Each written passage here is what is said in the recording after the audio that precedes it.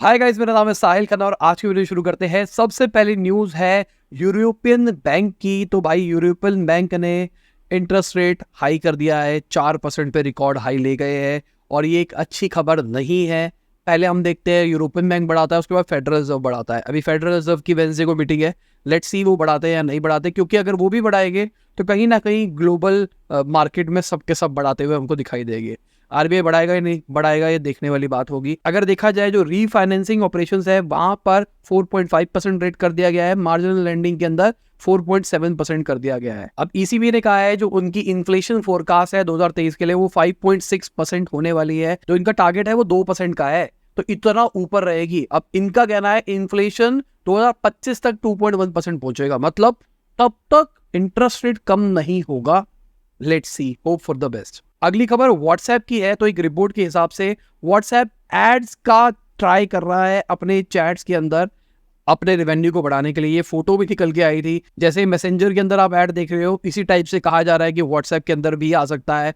WhatsApp अभी तक free था स्टार्टिंग से और आज वो एड्स ला के मॉडल निकाल सकता है। कोई लोग कह रहे हैं कि भाई ये भी हो सकता है डुअल प्राइसिंग है, कि आप सब्सक्रिप्शन दो, मंथली आप 10 रुपए दे दो, 100 रुपए दे दो, 50 रुपए दे दो और आपको एड्स नहीं मिलेगी, वरना एड्स लेनी है तो हमको कोई दिक्कत नहीं है। अब बहुत सारे लोग इसके ऊपर आबू बोला और रखे कि भाई कैसे कर दिया आपने ऐड का, ये गलत है, हम छोड़ देंगे व्हाट्सएप को। दो चीजें है, पहली चीज लोग व्हाट्सएप को नहीं छोड़ेंगे। दूसरी चीज, क्योंकि अभी बीच में सिग्नल भी तो उठा था ना कि व्हाट्सएप भाई प्राइवेसी करता है, प्राइवेसी का डेटा निकाल लेता, हमारा ये कर लेता है, सिक्योर नहीं है, वो नहीं है, कुछ नहीं हुआ ना। सिग्नल कहाँ है? आज व्हाट्सएप ही है, तो लोग नहीं छोड़ने वाले व्हाट्सएप को। दूसरी प्रॉब्लम जो मुझे लगती है, लोगों को प्रॉब्लम ये है कि आज के टाइम पे मुझे सब कुछ फ्री चाहिए। ठीक है, मुझे सब कुछ फ्री दे दो, सामने वाले का लॉस होता रहा है, कुछ भी होता रहा है, हमको कोई फर्क नहीं पड़ता है। ठीक है, अगर सामने वाला अगर पैसा कमाने की कोशिश करता है और पैसा कमाना ब्रेक इवन करने की कोशिश करता है, तो भी लोगों को प्रॉब्लम होनी शुरू हो जाती है, जो कि गलत माइंडसेट है। ये खासकर ये एशियन साइट्स में मैंने ज्यादा देखा है माइंडसेट। यूएस के अंदर उतना ज्यादा नहीं है, वहां पर वो पे करना पसंद करते हैं अगर उनको कन्वीनियंस होती है तो। इंडिया के अंदर कन्वीनियंस की जगह हम जुगाड़ ढूंढते हैं कैसे वो 1 रुपया, 2 रुपये, 5 रुपये बचा पाए। अब व्हाट्सएप ने डिक्लाइन कर दिया इस रिपोर्ट को। उन्होंने कहा कि भाई हम कोई टेस्टिंग प्लानिंग कुछ नहीं कर रहे हैं, अपनी एड्स का कुछ भी प्लान नहीं कर रहे हैं। अब देखा जाए व्हाट्सएप ने मोनेटाइजेशन के लिए एक सिस्टम तो निकाल ही दिया है ना, जो व्हाट्सएप एपीआई उन्होंने रिलीज किया है। तो व्हाट्सएप एपीआई 60 पैसा पर कॉल लग रहा है और ये अच्छा पैसा है, तो व्हाट्सएप यहाँ से अच्छा खासा बिजनेस मॉडल बना सकता है। तो एड्स की व्हाट्सएप को उतनी जरूरत नहीं है जितना शायद लोग सोच रहे हैं। तो क्योंकि वो एड्स ही है ना, आपको कोई भी अननोन कंपनी पुश करके मैसेज भेज सकती है, ये लो भाई जूते ले लो, ये लो भाई कुछ ले लो, कितने पैसे लग रहे हैं? 60 पैसा, कोई बहुत बड़ी दिक्कत नहीं है इसके अंदर। अगली खबर आर्म की है। तो आर्म भाई लिस्टेड हो गया है नैस्डैक के ऊपर 65 बिलियन डॉलर की वैल्यूएशन के ऊपर। ये देखा जाए तो बहुत बड़ा नंबर है, 25% ऊपर गया है, मतलब बढ़ता हुआ दिखाई दिया है अपनी लिस्टिंग से। ये बहुत बड़ा नंबर है। अभी भी सॉफ्टबैंक के पास में 90.6% स्टेक्स है कंपनी के। लेट्स सी कहां जाता है फ्यूचर इस कंपनी का। सॉफ्टबैंक ने 2016 के अंदर 32 बिलियन डॉलर के अंदर इस कंपनी को खरीदा था, प्राइवेट लेके गए थे, और अब दुगना कह सकते हो, दुगने से थोड़ा सा ज्यादा रिटर्न मिल रहा है इतने सालों के अंदर। गुड है, सॉफ्टबैंक का कोई तो इन्वेस्टमेंट अच्छा दिखाई दे रहा है। अगली खबर नाविक की है, जो इंडिया का जीपीएस ऑल्टरनेटिव है। तो हमारी गवर्नमेंट ने बताया है कि सारे इंडियन स्मार्टफोन्स में दिसंबर 2025 तक नाविक आ जाएगा। गवर्नमेंट ने रेगुलेशन लगा दी है भाई, दिसंबर 2025 की डेडलाइन है तुम्हारे पास में। अगर तुम 5G स्मार्टफोन बेच रहे हो तो 1 जनवरी 2025 तक तो तुमको अपने फोन के अंदर 5G के साथ में नाविक लेके आना है, और बाकी अगर कोई भी फोन बेच रहे हो तो तुमको 25 दिसंबर तक लेके आना है।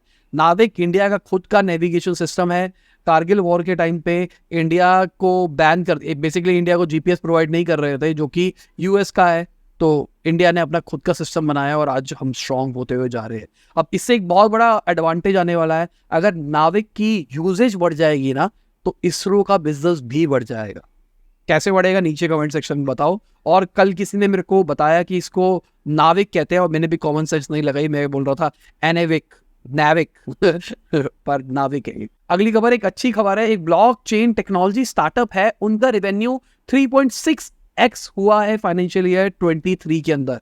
अब आप कहोगे कि मैं मजाक करूंगा, उसके बाद बोलूंगा कि इस कंपनी ने अपना लॉस कितने एक्स किया है, पर एक्चुअली इस कंपनी ने प्रॉफिट रिकॉर्ड किया है 4.8 टाइम्स। और हम बात करें ब्लॉकचेन, जिसको कई लोग कहते हैं क्रिप्टो। देखा जाए तो क्रिप्टो के पीछे की टेक्नोलॉजी है ब्लॉकचेन, और ब्लॉकचेन अच्छी चीज है, क्रिप्टो नहीं समझ में आती है, पर टेक्नोलॉजी तो टेक्नोलॉजी ही होती है ना। तो ये कंपनी क्या करती है, ये कंपनी जो एग्जिस्टिंग इंफ्रास्ट्रक्चर है कंपनीज का, उसको मॉडर्नाइज करती है AI ML internet of things लगा के। इनके पास में अपना खुद का ब्लॉकचेन प्रोडक्ट भी है मीफिक्स करके। अगर हम इनके रेवेन्यू की बात करके चले तो 3.6 टाइम्स बढ़ता हुआ दिखाई दिया है, 36.9 करोड़ के ऊपर पहुंच गया, जो कि पहले 10 करोड़ के आसपास हुआ करता था।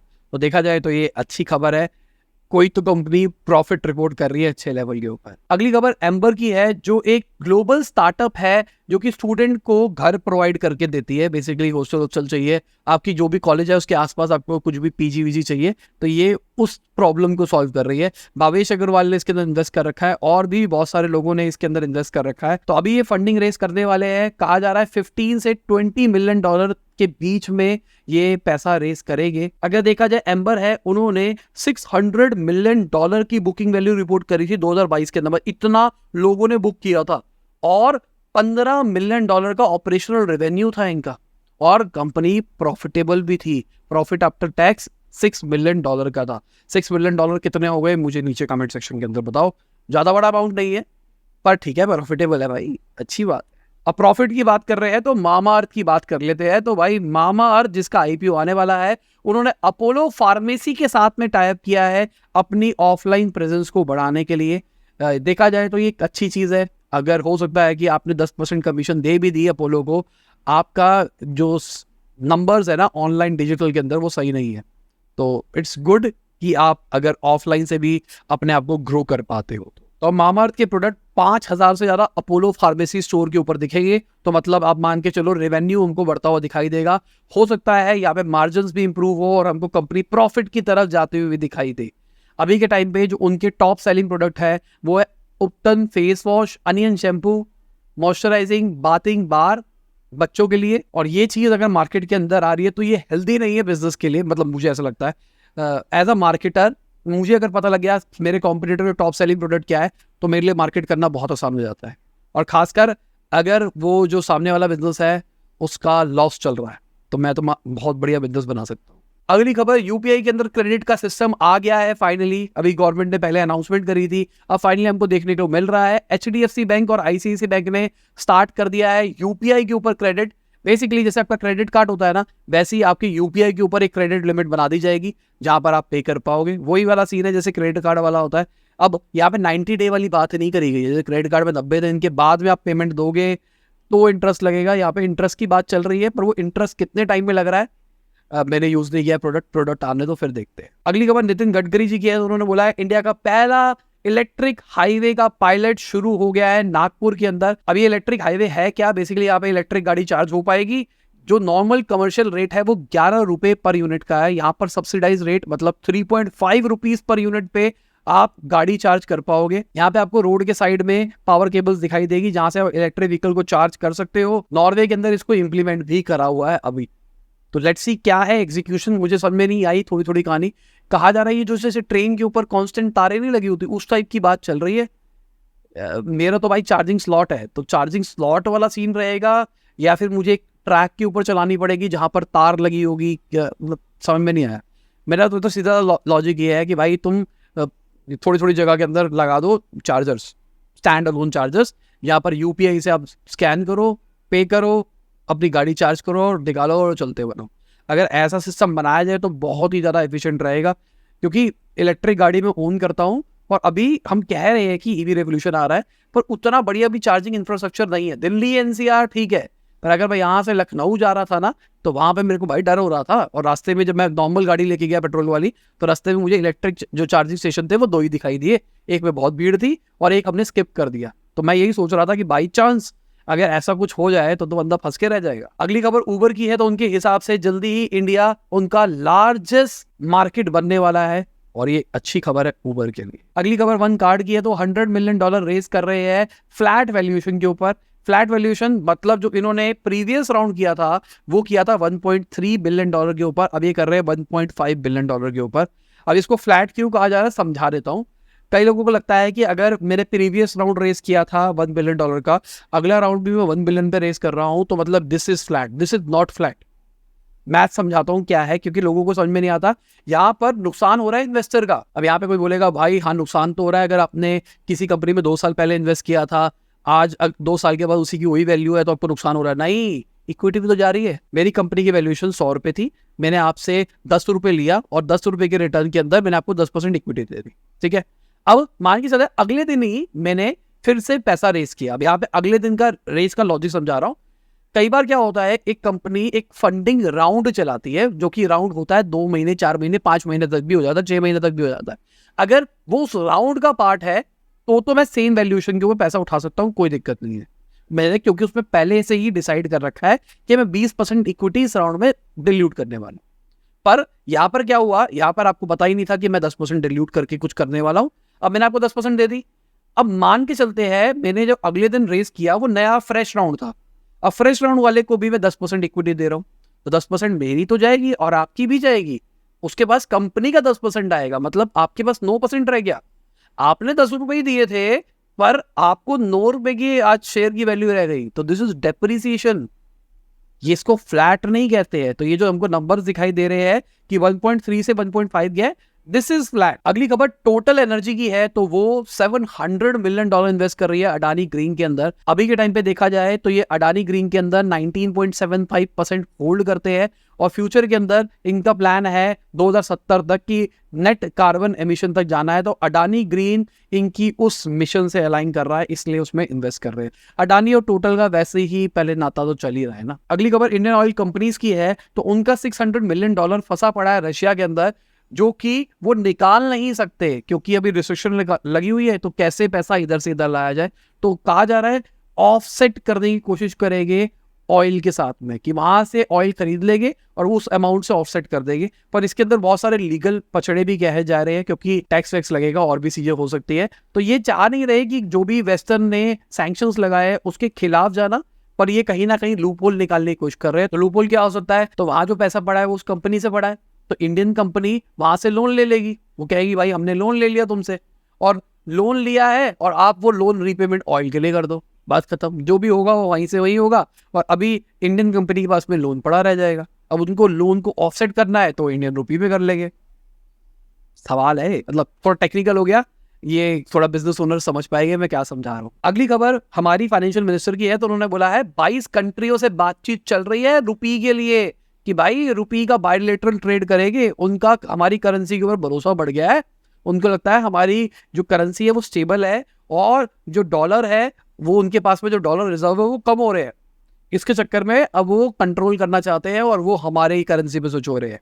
22 कंट्रीज स्विच होने का मतलब बहुत बड़ी बात है। अगली खबर गूगल की है, तो वो अपना जेमिनी एआई निकाल सकता है। ये ओपन एआई का कॉम्पिटिटर है, जल्दी निकलेगा। जब निकलेगा तो हम अपने एआई वाले चैनल के अंदर बताएंगे किस तरीके से क्या काम कर रहा है। अगली खबर सेल्स फोर्स की है, तो सेल्स फोर्स 3300 एम्प्लॉइज को हायर कर रहा है। अभी रिसेंटली उन्होंने बहुत सारे लोगों को निकाला था और वो हायरिंग कर रहे हैं, क्योंकि उन्होंने अपने आप को ट्रांजिशन किया एआई के अंदर। तो पहले टीम निकाली पुरानी वाली, अब वो नई टीम हायर करेंगे जिसको एआई टेक वेक समझ में आता हो। अभी रिसेंटली सेल्स फोर्स ने अपने प्राइसेस भी बढ़ाए थे, और ये बहुत टाइम में होने वाली बात है। पिछले बार इन्होंने 7 साल पहले रेट बढ़ाए थे, और अब उन्होंने रेट बढ़ाया। रेट बढ़ाने की वजह से पैसा भी आ गया, अब वो हायरिंग भी कर सकते हैं और उनको ट्रांजिशन भी समझ में आ रही है। AI is a good thing. अगली खबर ऑनलाइन फेस्टिव सीजन जो आने वाला है उसके अंदर जो सेल होने वाली है वो 90,000 करोड़ को छू सकती है इस साल। बहुत बड़ा नंबर है अगर देखा, 90,000 करोड़ की सेल्स फेस्टिव सीजन में। तो क्या आप अपने बिजनेस को ऑनलाइन लेके गए हो? नहीं लेके गए तो इस संडे में वर्कशॉप कर रहा हूँ। हो सकता है जब आप ये वीडियो को देख रहे हो तब तक सीट्स ही अवेलेबल ना हो, क्योंकि हमने लिमिटेड सीट्स कर दी है, और लाइव में भी ऑनलाइन में भी हमने लिमिटेड सीट्स ही कर दी है, क्योंकि मैं चाह रहा था कि एक बार खत्म करते हैं उसके बाद रिकॉर्ड बना के उसको रिकॉर्डेड बेचेंगे। तो नीचे लिंक दे रखा है, आप लिंक पे जाके चेक कर सकते हो अवेलेबल है या नहीं है। अगर अवेलेबल नहीं होगा तो लिंक हट चुका होगा, पहली बात ये है, ठीक है। और अगर वीडियो लाइव होने तक कुछ सीटें बची होगी तो लिंक होगा, और आप जब देख रहे हो तब तक नहीं होगा, तो हो सकता है कि आपके पास बाय का बटन खत्म हो जाए, वहां पे प्रोडक्ट वो परचेज के लिए ना रहे। अगली खबर ऑयल इंडिया की, वो 8,000 करोड़ रुपए इन्वेस्ट कर रहे हैं इथेनॉल के अंदर। अभी इथेनॉल ब्लेंडिंग के ऊपर काम चल रहा है ना, कि फ्यूचर के अंदर जो गाड़ियां होगी वो फ्लेक्सी फ्यूल बने वाली है, मतलब पेट्रोल में दारू मिलाओ, एथेनॉल मिलाओ और गाड़ी चलाओ। तो वो एथेनॉल के ऊपर स्विच कर रहे हैं। अब इनका भी जो प्लान है वो है नेट जीरो एमिशन पे ले जाना अपने आप को 2040 तक। इसके लिए इन्होंने 25,000 करोड़ रुपए अलग से अलॉट किया है, जिसमें ये 2G एथेनॉल हो गया, ग्रीन हाइड्रोजन हो गया, कंप्रेस बायोगैस हो गया, सोलर पावर प्लांट्स हो गए, उन सब के ऊपर ध्यान दे रहे हैं। देखते हैं कब तक ये नेट न्यूट्रल होता है और क्या नेट न्यूट्रल होने के बाद में पॉल्यूशन कम हो जाएगा, जो ग्लोबल वार्मिंग हो रही है वो खत्म हो जाएगी। Let's see. अगली खबर, जो फेक जीएसटी बिल बनाने वाले लोग हैं उनके लिए अभी बला टली नहीं है। गवर्नमेंट ने पिछले बार, अभी कुछ टाइम महीने पहले ही बहुत सारी रेडें मारी थी। अब गवर्नमेंट फिर से रेडें मार सकती है, क्योंकि गवर्नमेंट को ऐसा लग रहा है कि भाई अभी भी बहुत सारे लोग हैं जो ये कर रहे हैं। गवर्नमेंट 1.25 लाख एंटिटीज को देखेगी भाई किन्होंने फेक किया है, किन्होंने फेक नहीं किया है। तो लोग क्या करते हैं, टैक्स बचाने के लिए या फिर टैक्स की चोरी करने के लिए या फिर गवर्नमेंट से टैक्स वसूलने के लिए फेक इनवॉइसेस दिखा देते हैं। तो मई और जुलाई के अंदर गवर्नमेंट ने इन्वेस्टिगेशन बिठाई थी। 77,200 एंटिटीज को भाई वेरीफाई किया गया था मैनुअली, जिनके हिसाब से वो सही थी, पर 20,800 कंपनियां ऐसी थी जो कि फेक इनवॉइसिंग कर रही थी, और ये चीज सही नहीं है, गवर्नमेंट बख्शेगी नहीं। अगली खबर बायजूस की है। तो उन्होंने बोला है जो उन्होंने टर्म लोन लिया था उसके अंदर जो पैसा बच गया था उसको उन्होंने high grade fix income asset के अंदर डाल दिया, और जो हमने लोन लिया था, उनका ये कहना, हमने जो लोन लिया था उसके अंदर कोई क्लॉज नहीं था कि हम पैसों को ऐसे यूज नहीं कर सकते, वैसे यूज नहीं कर सकते। अभी बेसिकली क्यों बोल रहे हैं, क्योंकि अभी एलिगेशन लगे हैं ना इनके ऊपर कि भाई तुमने पैसों का मिसयूज किया है, पैसों का मिसयूज किया है। तो उन्होंने कहा भाई मिसयूज क्या किया, हमारी मर्जी, हम पैसों को कहीं पे भी डाले, तुमने लोन दिया, हम तुमको लोन वापसी कर रहे हैं। तो अभी लोन वापसी कर रहे हैं, क्योंकि इन्होंने $1.2 बिलियन का टर्म लोन लिया था। उसके बाद उन्होंने इंटरेस्ट पेमेंट नहीं दी। उसके बाद में उन्होंने कहा भाई आप पूरा पैसा दो, उन्होंने कहा नहीं दे रहे, जो करना है कर लो। फिर केस वेस हुआ। अब ये कंपनियों को बेच के पैसा रेस कर रहे हैं और उनका टर्म लोन पूरा का पूरा कर रहे हैं। और ये हमारे सपोर्टर्स, 2 नए सपोर्टर्स ने हमको ज्वाइन किया है, thank you for joining us. और ये हमारे पुराने सपोर्टर्स, 2 पेज तक कहानी पहुंच गई है, जल्दी ही 3 पेज तक हमारी कहानी पहुंच जाएगी। अगर मार्केट की बात करके चले तो मार्केट ने भाई रिकॉर्ड तोड़ हाई छुआ है, मार्केट हमको बढ़ती हुई दिखाई दी है। और अगर दूसरी साइड पे देखा जाए तो भाई मॉनेटरी टाइटनिंग हो रही है, ठीक है। अब ईबीसी ने रेट बढ़ा दी है, ईबीसी के रेट बढ़ने के बाद में फेड भी कुछ कर सकता है। बस होपफुली सबके सब ये सोच रहे हैं कि फेड रेट नहीं बढ़ाएगा, ये नहीं होगा, वो नहीं होगा, पर अगर फेड रेट बढ़ाता है तो बहुत बड़ा बवाल हो सकता है। तो मार्केट सिचुएशन सही नहीं है, पर मार्केट फिर भी बढ़ रही है। अब अगर हम एनालिस्ट की बात करके चले तो उनका भी यही कहना है कि इस टाइम पे जो इन्वेस्टर्स है वो मार्केट की उसको देख रहे हैं भाई किस तरीके से चलेगी। अभी के टाइम पे वो एंटिसिपेट कर रहे हैं कि भाई यूएस फेडरल रिजर्व रेट नहीं बढ़ाएगा, क्योंकि इन्फ्लेशन कंट्रोल के अंदर है। लेट्स सी क्या होता है। बाकी आप देख सकते हैं टॉप गेनर्स टॉप लूजर्स कौन है, कौन रहा ऊपर, कौन रहा नीचे। एशियन प्रिंट हमको कुछ टाइम से नीचे दिखाई दे रहे हैं यहाँ पर। और इसी के साथ हमारी आज की बिजनेस न्यूज खत्म होती है। उम्मीद करता हूं आपको मजा होगा। लाइक कर देना, शेयर कर देना, कमेंट बताना वीडियो कैसी लगी। बाय, गुड शो, गुड हाफिज, गुड मॉर्निंग आफ्टरनून, जब भी आप वीडियो देख रहे हैं। जय हिंद, वंदे मातरम। और बहुत हाई चांसेस है कल हमारी न्यूज नहीं आएगी, क्योंकि कल मैं मतलब बेसिकली मैं रात को शूट करता हूँ, सैटरडे नाइट को शूट करूंगा, संडे को आपको मिलती है। तो मैं सैटरडे नाइट को शायद शूट नहीं करूंगा, क्योंकि मैं थोड़ा रिलैक्स लेना चाहूँगा, क्योंकि मेरे अभी कमर में बहुत ज़्यादा दर्द है। तो सैटरडे नाइट रिलैक्स लेके संडे वर्कशॉप फुल डे चलनी है, तो उसके लिए मेरे को एनर्जी चाहिए, इसलिए मैं न्यूज़ नहीं शूट करूंगा। और संडे वाली जो मंडे वाली आपको न्यूज़ मिलेगी, मंडे वाली न्यूज़ भी थोड़ी सी लेट मिलेगी। जैसे हम सुबह 9 बजे तक करते हैं, हो सकता है आपको 12-1 बजे तक मिले, ठीक है, समझ लेना इस बात।